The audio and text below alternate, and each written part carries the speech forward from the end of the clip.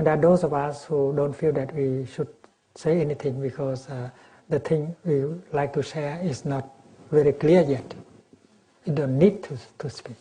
You just need to listen, to allow the insight of other people to penetrate in us.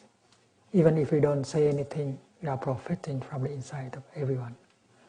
And what we profit is not the ideas, but the living experiences that other people in a group have. And it's our duty to share. If you have something, some living experience in you, you should share to the Sangha. And this is a mindful talking. This is a real Dharma discussion, enriching everyone, everybody. And you are encouraged to share when you do have something to share. Each of us is like a tree. Every minute of our daily life, we get the nourishment.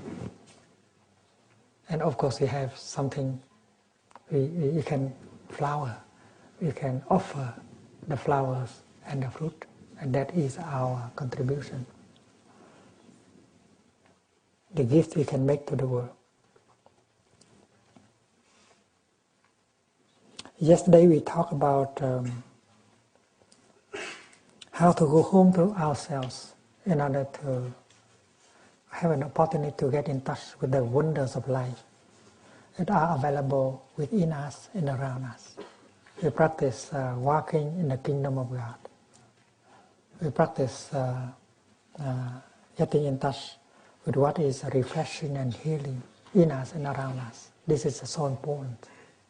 And that is to get the kind of nutriment for our nourishment and the nourishment of our beloved one. Walking in the kingdom of God, touching the wonders of life.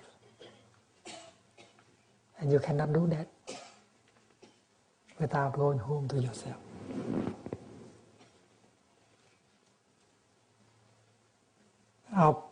Our time together is very precious. And therefore, if you have 5 or 10 minutes, please enjoy the practice of being yourself, of nourishing yourself, going home to the here and the now. Because we want to become an instrument for peace, of peace, for ourselves, for our family, for our society. That is what we want. We don't want anything less than that. And that is why we should profit from the time being together. Of course, at home, when we go home, we can continue.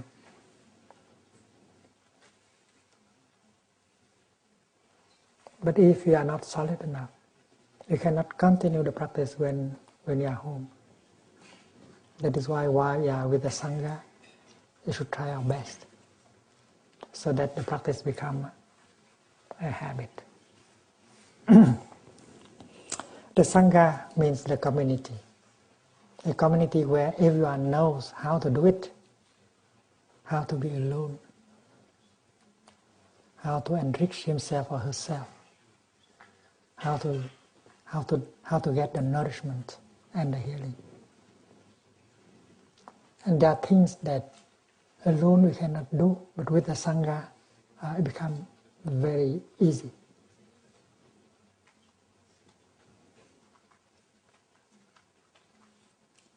Alone we will be lazy, although we know how to sit, we know how to listen to the bell, we know how to practice mindful walking, but we don't do it because no one around us is doing that. And that is why the presence of a Sangha whose members are practicing is a great encouragement, great support. That is why in a Sangha the practice becomes very easy. You naturally do it, you don't have to make any effort.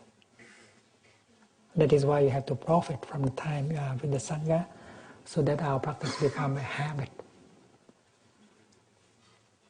And we need the practice in order to be ourselves. When it has become a habit, and then when we go home, we'll be able to do it without the Sangha.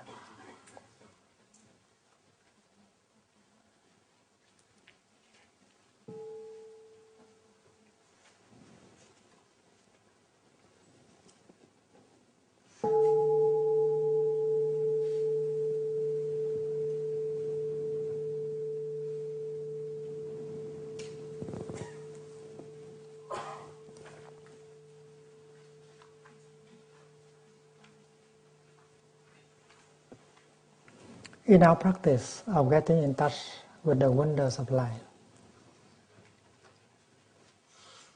you might encounter difficulties.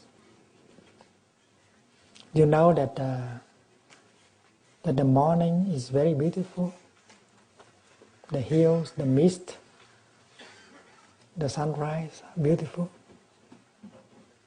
You want to get in touch with that beauty.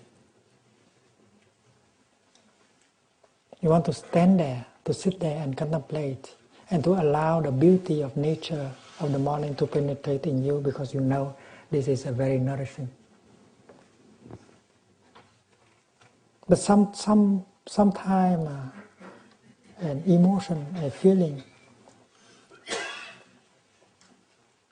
comes up and prevent us to enjoy what is enjoyable, that is happening in the here and the now. Why the other person is capable of allow himself to enjoy the morning's, the glorious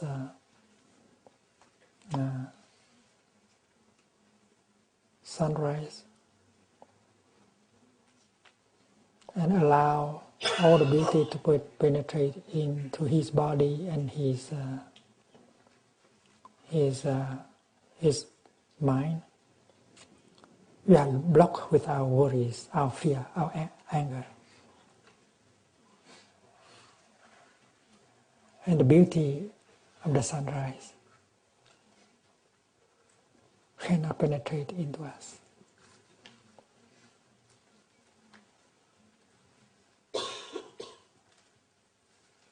Some anxiety, some worries, some anger prevent us from getting in touch with the wonders of life.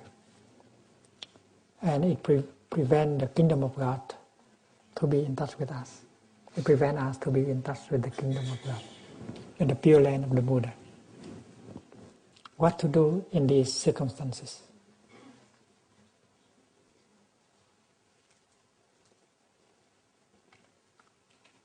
We believe that we have to remove that feeling, that emotion,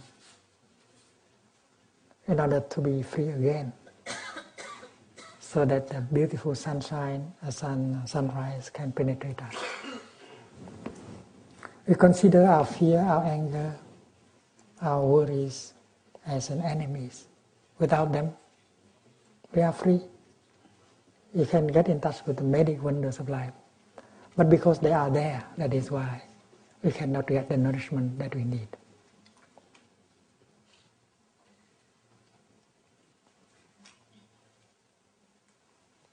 The practice offered in Plumlish is that in moments like that, we should stick to our mindful breathing,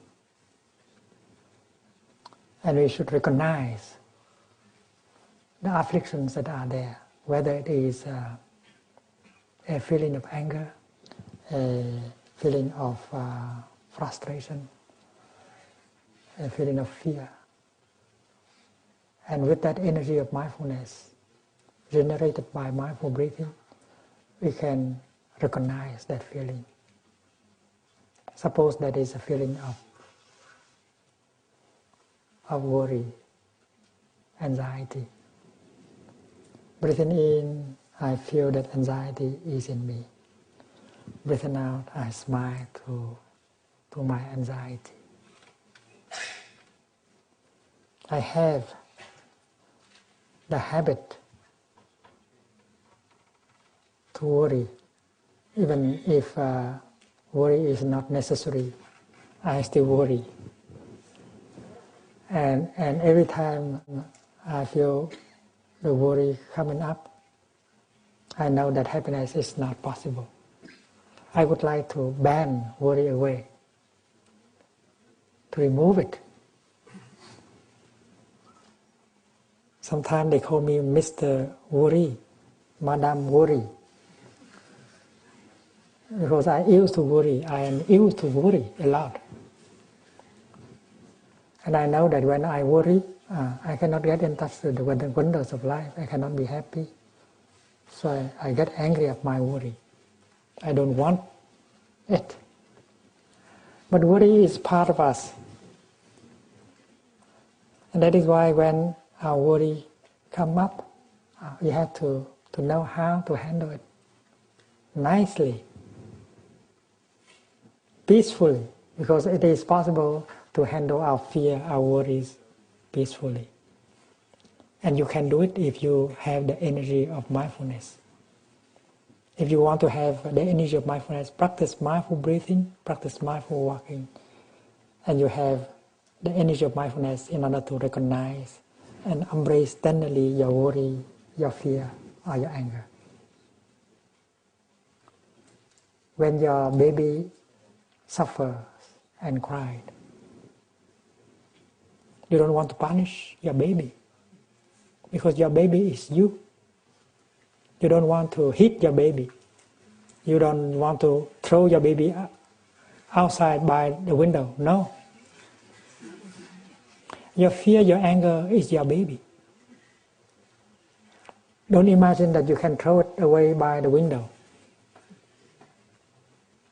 Don't try to do violence to your anger, your fear, your worries. The practice is to recognize it. Oh, my baby, I know you are there. I will take good care of you. Continue to practice mindful breathing, mindful walking.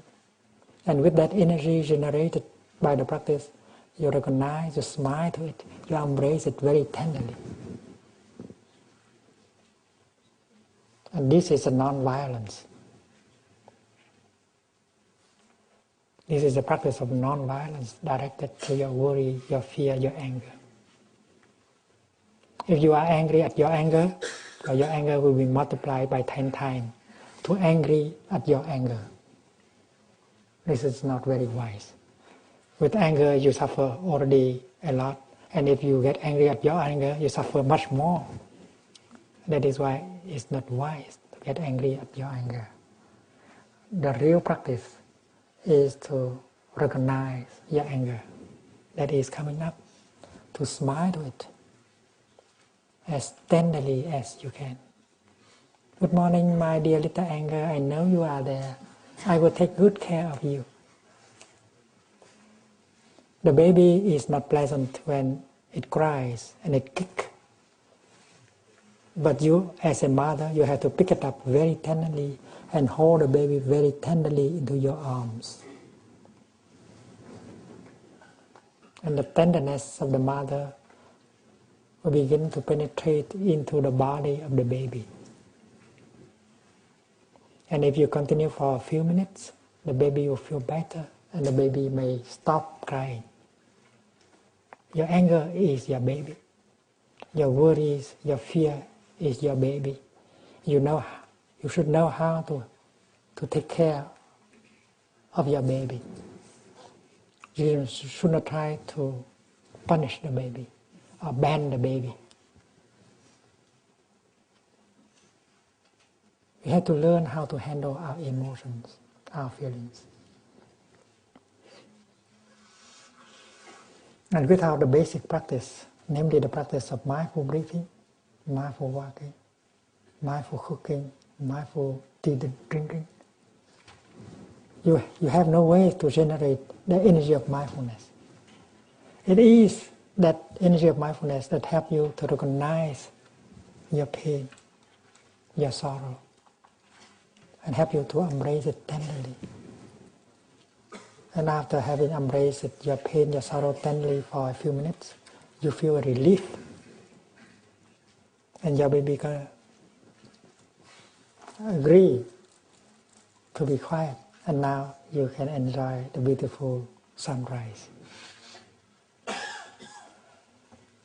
Now you can allow yourself to be nourished by the beauty, the wonders of life around you and inside of you. This is a very basic practice. And we should be able to do it, to master the practice. Sometimes we cannot do it alone. because we are just beginners. We have some mindfulness, some concentration. But our mindfulness and concentration are not strong enough to hold our baby that is huge, a big baby. That is why we need the Sangha. The Sangha is a community. And we can borrow the energy of the Sangha. Because the Sangha whose members are practicing is generating the collective energy of mindfulness. The collective energy, the group energy is strong. And if you know how to borrow it, you'll be strong enough to hold your baby and not to be overwhelmed by the suffering. This is very important. That is why in the Buddhist tradition we speak of taking refuge in the Sangha.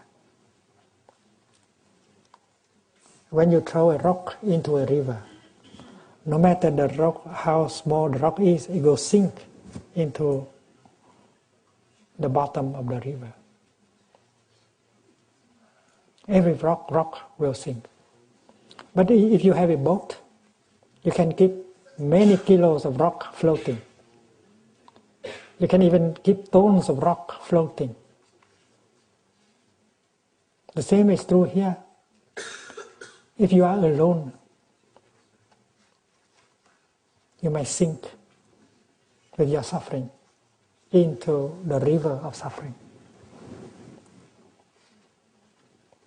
But if you have a Sangha, a community of practice, and if you allow the Sangha to embrace your pain and your sorrow, you will float. You will not sink into the river of suffering. This is very important. When you are in a Sangha like this, you allow the pain, the fear, the sorrow to be recognized and embraced by the Sangha. You are borrowing the collective energy of the Sangha in order to recognize, embrace your pain. Dear Sangha, please see my pain. Please help me to embrace the pain, the sorrow, the fear in me. And you can survive, you can float. And many of us have profited from the collective energy of the Sangha.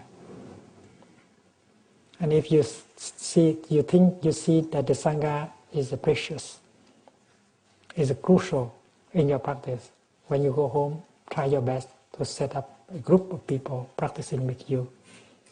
And everyone will profit from the group. That is your boat. You need a boat in order to float. Sangha building is very important. In Plum Village, we do nothing except Sangha building. Everything is dedicated to Sangha building. Cooking, cleaning, sitting, walking, everything is for the sake of Sangha building. Because the Sangha can be the refuge of many, many, many people.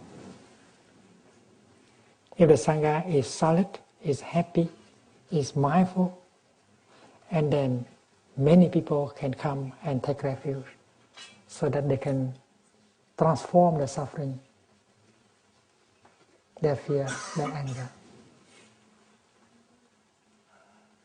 When you practice well, you become your own refuge. You become the refuge for your beloved one, for your family. And you can transform your family into a Sangha, into a refuge. And other people can come and take refuge in your family. And if you are capable of bringing a few families together, you set up a Sangha. And if the practice goes well within your group becomes a refuge for many people. And that is Sangha building.